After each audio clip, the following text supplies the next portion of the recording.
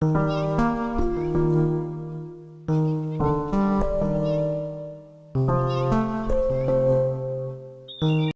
বন্ধুরা, good morning. কেমন আছো তোমরা সবাই? আশা করছি তোমরা সকলে ভালো আছো, আর আমিও খুব ভালো আছি।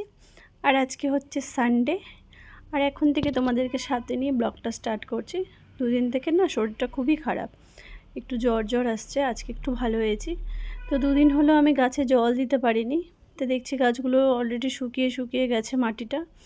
তো ভাবলাম জল দিই এবং আমার ব্যালকনিতে যে সমস্ত গাছগুলো আছে সেগুলো তোমাদের সাথে একটু শেয়ার করি। এই মানি প্ল্যান্ট গাছটা দেখো তো কতটা বড় হয়েছে। একদম ছোট্ট কুট্টি একটা নিয়ে এসে লাগিয়েছিলাম, এখন অনেকটা বড় হয়ে গেছে। আর লতিয়ে লতিয়ে পুরো গিল দিয়ে বয়ে বয়ে যাচ্ছে। আর এই গাছটাও একদমই ছোট ছিল, এখন অনেকটা বড় হয়ে গেছে। আর এখানে স্নেক প্ল্যান্টগুলো আমি দুটো টবে ছিল, আবার একটা ছোট্ট টবে এটাকে তুলে নিয়ে লাগিয়েছি। আর এই গাছটা নতুন, জানি না আমি এই গাছটার নামটা কি, আর জানি তবে ভুলে গেছি হয়তো। আর এখান দিয়ে না আমি একটা করলা গাছ লাগিয়েছিলাম, যে করলা গাছটাতে একদম ফুল এসছে। এখন দেখা যাক করলা হয় নাকি। অনেক দিন হলো বাড়িতে যখন থাকতাম তখন অনেক রকম গাছ লাগাতাম, যেমন লঙ্কা, পেয়ারা। আর এই গাছগুলো সবার বাড়িতেই থাকে, তো আমার বাড়িতেও ছিল। আর আমি শখ করে নিচে যেহেতু যখন বাড়িতে থাকতাম, মানে আমাদের গ্রামের বাড়িতে, তখন আমি লঙ্কা গাছ লাগিয়েছিলাম দুটো। এত লঙ্কা ধরতো তোমরা বিশ্বাস করবে না। তো এটাই শখ করে হঠাৎ করে মনে হলো যে একটা লাগানো যাক করলার বীজ।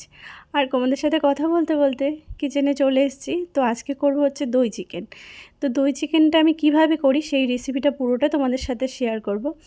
কিছু চিকেন ছিল, চিকেনগুলোকে সুন্দর করে ধুয়ে ফ্রেশ করে নিয়েছি।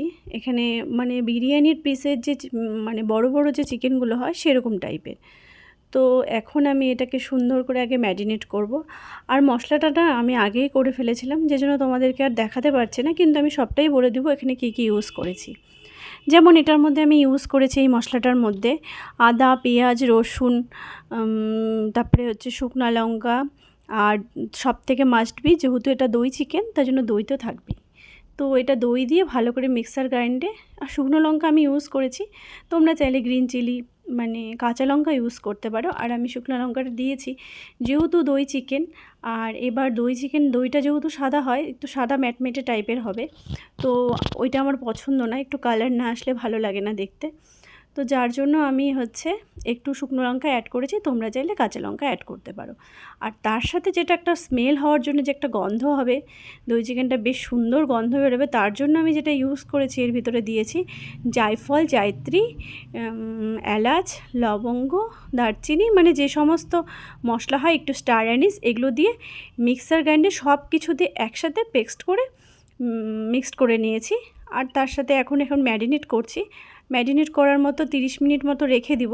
হলুদ, লবণ, তারপরে শুকনো লঙ্কার গুঁড়ো, আমি এগুলো সব কিছু ইউজ করব, আমি সাদা সাদা করব না। তোমরা চাইলে দই চিকেন একটু সাদা সাদাটে কালার হয়, তো তোমরা সেটাই করতে পারো। এখানে দেব হলুদের গুঁড়ো আর লঙ্কা গুঁড়ো, সব দিয়ে সুন্দর করে। আর আমি এই রান্নাটাতে সম্পূর্ণ কোনো কিছুই সম্বারা দিব না, একবারে সব কিছু মাখিয়ে ভালো করে সুন্দর করে একবারে ঢাকা দিয়ে গ্যাস ওভেনে বসিয়ে দেব। আর আমি রিফাইন তেল ইউজ করছি, তোমরা চাইলে সরষের তেল ইউজ করতে পারো। আর এখানে আমি 3টে গোটা রসুন দিয়েছি, যেহেতু আমরা রসুন খেতে খুব ভালোবাসি। তোমরা চাইলে দিতে পারো, আর না চাইলে না দিতে পারো, এটা কোনো ম্যাটার করে না এর মধ্যে। এবার সুন্দর করে হাত দিয়ে ভালো করে মিক্সড করে 30 মিনিটের মতো রেখে দিতে হবে। তারপর আমি মানে যেহেতু চিকেনের পিসগুলো বড় বড়, তার জন্য সুন্দর করে ম্যারিনেট করে আধ ঘন্টা মতো রেখে দিলে, তার দই যেহেতু দেওয়া আছে, তার চিকেনগুলো পুরো সফট হবে। তো 30 মিনিট রেখে দিই। আর এখানে আধ ঘন্টা হয়ে গেছিলো, আর আমি চিকেনটা বসিয়ে দিয়েছি। আর চিকেনটাকে দেখো কত সুন্দর তেল ছেড়ে এসছে।